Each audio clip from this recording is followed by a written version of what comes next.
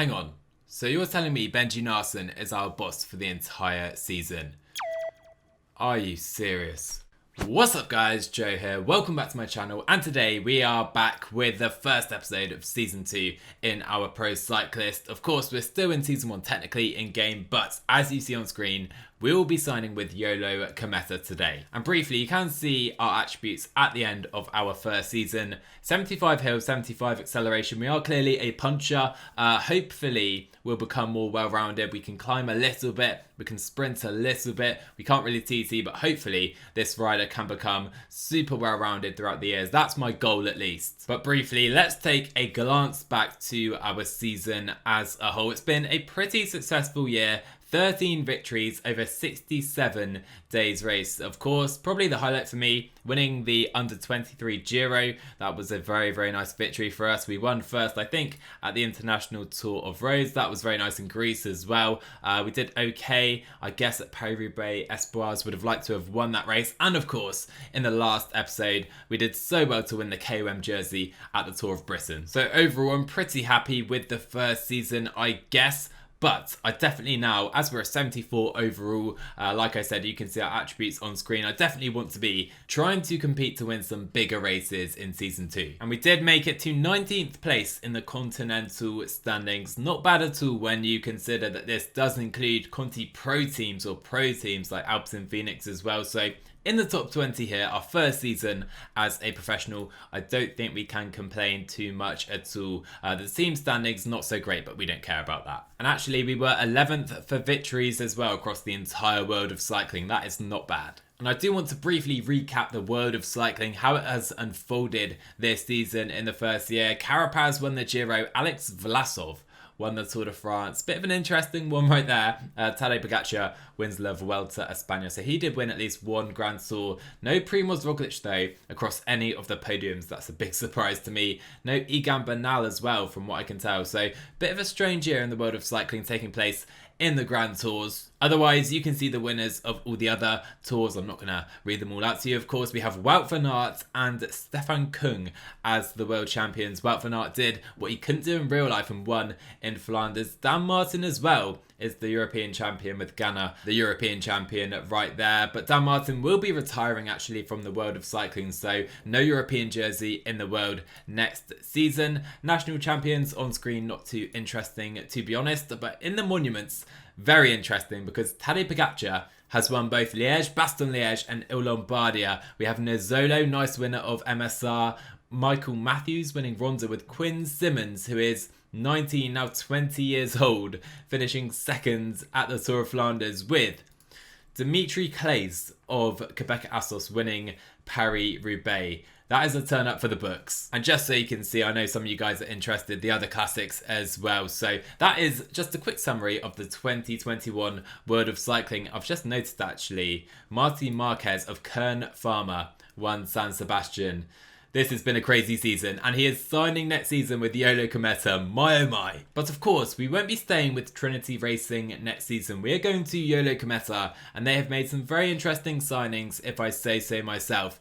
First up, Martin Marquez, of course, the winner of San Sebastian. We've signed Dan Bigham, who was a top 20, I think, in the world TT time trial recently in real life. So a good signing right there. We've also gone and signed Attila Volta, the Hungarian. Of course, they focus on Hungarian riders. Some great signings, you have to say, for EOLO-Kometa. We're going to stay as a pro team, but not a World Tour team, of course. Just yes, at least. Albert Torres as well. Another pretty solid signing for this team. So yeah, in general, I'm very happy with how this team looks for 2022. And now I will scroll through the World Tour teams just so you can get a look. And I have tried to mirror somewhat what is happening in real life. For example, Nibali is going back to Astana as he is in real life. Sam Bennett, Jai Hindley, Vlasov, Higuita, they're all going to Bora, as they are in real life, with Sagan going to Total Energies. So we should have a peloton pretty similar to how the 2022 peloton is going to look in real life. Interesting signing for Deceuninck Quickstep. They sign Pavel Bittner, who we've raced against a few times and lost to a few times in the sprints.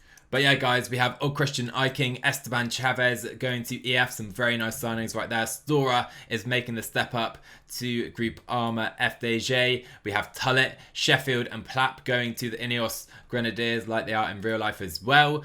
Christoph going to Intermarché as well like he is in real life. Thibaut Nice, the under-23 European champion in real life, he's going to Lotto Soudal. Very nice signing for them. He is a class act, that is for sure. Movistar, they signed the Izagirre brothers. Very interesting signing, I guess. Soto as well, a good young Spanish rider right there. Bilbao, he is going to Team Bike Exchange. Just a quick overview for you here, guys, of the world of cycling. Like I said, a lot of transfers like Laporte and Dennis, as they are in real life, they are going to Jumbo-Visma. We have the Van Dijk brothers from the Netherlands, from the dev team. Ilan van Wilder as well. I think he's leaving DSM in real life, so he is going to Jumbo-Visma here in game. So this should be a very exciting season next year. We have Marcus Hulagaard going to Trek Segafredo alongside Filippo Baroncini, a rider who I think could be very good in the future. He is the under-23 world champion right there. Tony Galopan, as well as having Joao Almeida, among others, going to UAE Team Emirates.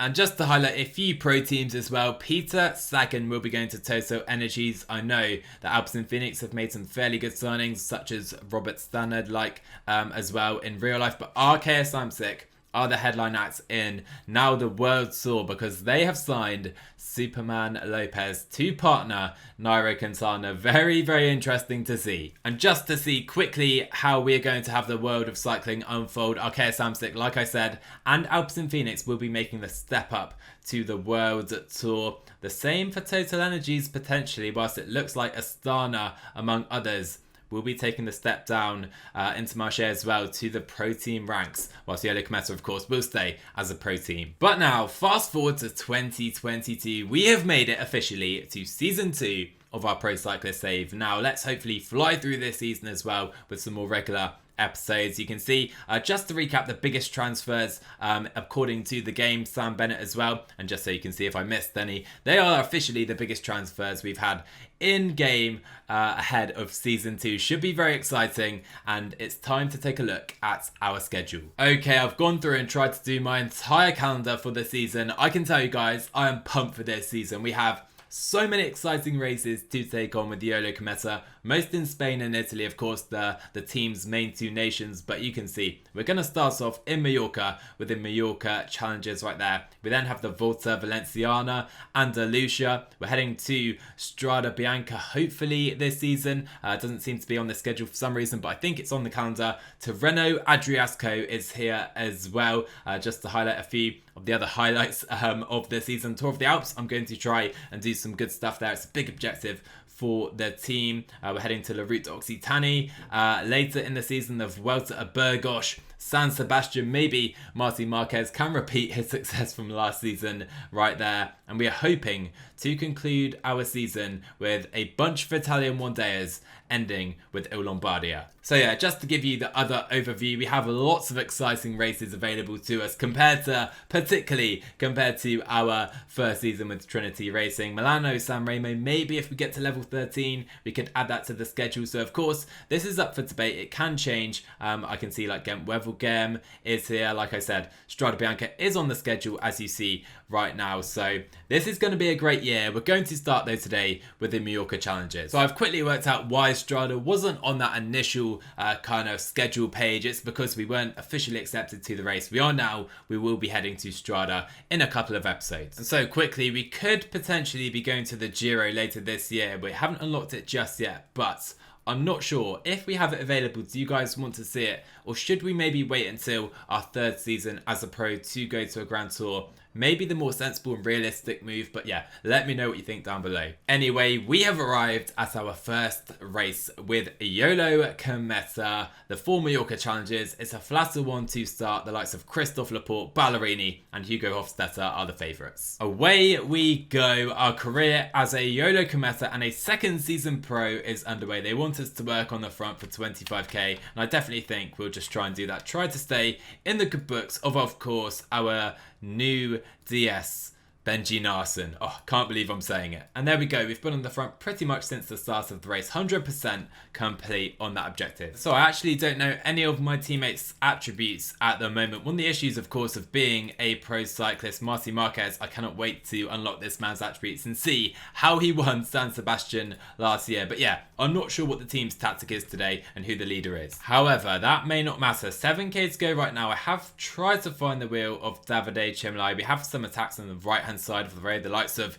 Mikhail Kwiatkowski here trying to attack away, but I should be on Davide Chimlai's wheel. He's going to copy this, I think, in real life as well. Getting pushed off a little bit. Let's try and move up again. 4k to go. Not ideal timing for that to mess up right there. Can I get back to his wheel just about right now? And we're going to try and stay here until we get to the line. But Davide Ballerini is up the road. Can we maybe finish this off with a fine sprint? Only 2k to go. There is Danny Van Poppel, sorry. There is Jean Aberasturi into the final kilometre of this race. Let's sprint for the line. Can we maybe snag a top 10? We certainly will not defeat Davide Ballerini. I think we're going to be maybe 12th place today. So a pretty lame first race. Not the most exciting. We get 12th though, the best result from our squad. The rest of our team are absolutely nowhere. Anyway, let's move on. And next up we have a hillier affair. This should definitely suit us a little better. Away we go then, and the goal for the day is to be a teammate. Are you serious? DS Benji Naesen,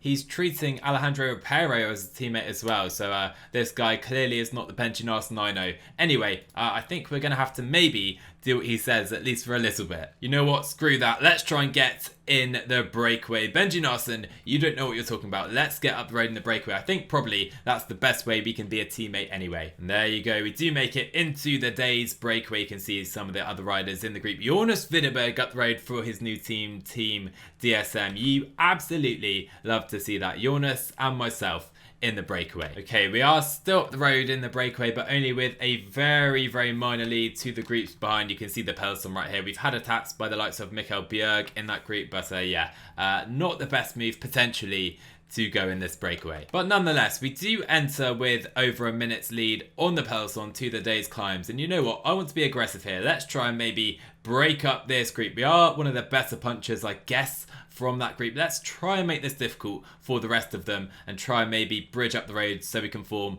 a smaller group with the better riders. And now we do have 15 riders in that group behind, with the additions of the likes of Mikkel Bjerg. Van der Nabil as well is in that group. 75 Mountain. Maybe we should sit up and wait because no one has been able to follow us up the road for the moment. So we will be the final rider caught from the breakaway, but caught nonetheless we are. So yeah, probably not the best move. But like I said, let's try and recover a little bit. And so the Col de Soler is going to be where the race explodes. You can see attacks Matteo Jorgensen, Sivakov. The good climbers are really trying to blow up this race. There goes Roger Adria, very good young rider as well. We're struggling just to cling on to the pattern markers. Over the climb we go. We are in A2, so we're not too far back. I guess Adria has a slender lead. We're 1.5 minutes back with Martin Dina, our only rider up the road. If we can recover, maybe we can still have some kind of role to play because it is quite closely bunched still. But no, following the descent, I don't think we are going to get back on. Martin Dina is in the front group of 37 riders. I think we will try a little kick right now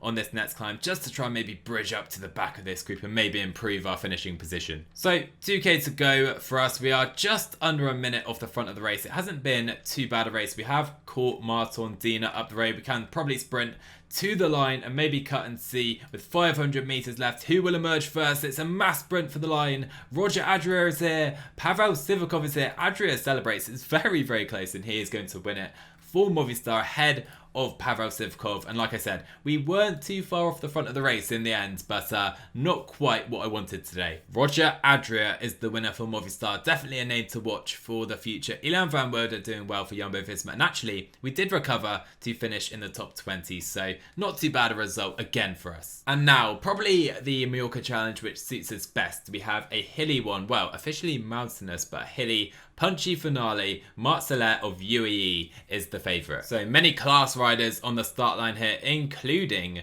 a +5 Lorenzo Fortunato for the team. Let's try and maybe work for the Italian today. So the race is progressing nicely, but whilst we have San Sebastian winner Martin Marquez up the road in the breakaway, which you can see right here Davide Ballerini in that breakaway as well. Winner this season already. We don't need to do any work behind. So we're clinging on to the front of the race on the Col de Puy Major. An attack actually by Henry van der Nabeel. Interesting move. We have been forced right to the back of this group though. Of course, van der Nabeel is the rider we beat to win that under 23 Giro. We need to get to the front though. But we have done pretty well to get over the top in the main bunch. Still 82 riders here after this massive effort. It wasn't very selective at all. Alright, 12k to go. We only have a couple of riders at the head of the race. Ballerini is holding on for De Koenig Quickstep, and myself and Fortunato are the only riders for our squad looking like we have any energy left. And so we enter the final 5k. Well, Ballerini enters the final 5k with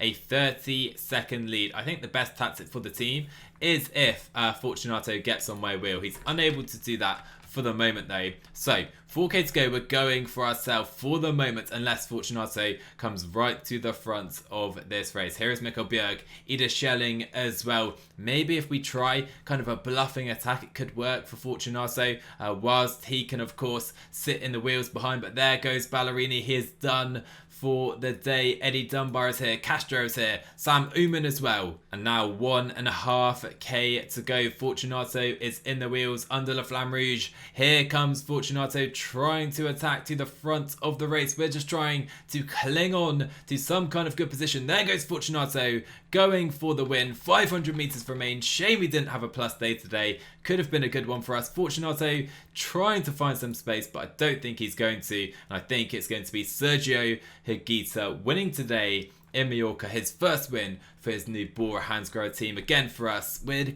close but not quite good enough to get inside that top 10. For the moment then, we are stuck between the 10th and the 20th positions with the EOLO-Kometa. We've had, I think, 3 results so far, every single one between 10th and 20th. And we conclude the Mallorca challenges with the Trofeo Palmar, a flatter one today. I think Ethan Hayter probably the big favourite. Chimolai, actually we have Viviani and Groenewegen. They surely are the 2 favourites today. And interesting to note, as we get a quick look at the early days breakaway, that we have been given the role of puncher outsider, so not just a teammate. DS Benji Naesen is giving us a little more respect already. Alright, 20k to go. We are coming into the foot of the Col de Sacru. It's not particularly steep, so trying to punch away on this climb is going to be very difficult. I think we'll just try and maybe follow some other attacks if they go. So we're holding on to the front of the group. I can see Owen Dool is there for the Ineos Grenadiers. Not the best puncher in the world. If we can maybe get to the front, this could be our opportunity right now. And here we go. Javier Romo, Mauro Schmid, the likes of Ethan Hayter following as well, and we have managed to create some kind of separation. Can we hold this though to the line? We do have about 25 seconds. Koftis though chasing very aggressively. So we try to come over the Col de Sacru our best. We're going 99, trying our best to succeed in creating this split, and we have 33 seconds on the group behind. Albert Torres is chasing us. Our own teammate is chasing us down. Benji Naesen is the worst DS in the world, and he has caused us. Right, we're trying another attack off the front. 10k to go, and we're just trying to attack this downhill. And can the likes of Ethan Hayter, not particularly good descender, neither is Davide Chimolai, stay with us on this descent? Is Koftis going to send that second rider up the road with us? I think it's Benjamin Thomas who is trying to potentially follow us up the road, but he's not able to for now, and we are just about creating some separation. 6k to go. We have 10 seconds. We have to just try and hold this to the line if we can. And so 4.5k to go. Is this going to be our first win in the EOLO-Kometa colours? We have 12 seconds on the chasing group, 3k to go. I think it's going to be a long shot, to be honest, guys. I don't think we have a massive chance here of holding on. 1.8k to go. We're sprinting to the line. Let's take a look behind. Is anyone following? Yes, they are. Here comes Chimolai. Here comes Hayter coming to the line. We're giving our rule to come to the line first, but it is, I think, going to be Lawrence de Plus. Ethan Hayter, Lawrence de Plus wins in Mallorca. We finished 4th. That was so close. We blew up the race, but not quite enough. By far our best performance so far for EOLO-Kometa. I have no idea how Lawrence Duplessis has won today ahead of Ethan Hayter, Davide Chimolai. Anyway, we finish in the top 5, 4th place. Like I said, our best result so far. And for that, 21 points, and we're almost at level 11. Anyway, that will round out today's episode. In the next one, we head into February to take on Volta Valenciana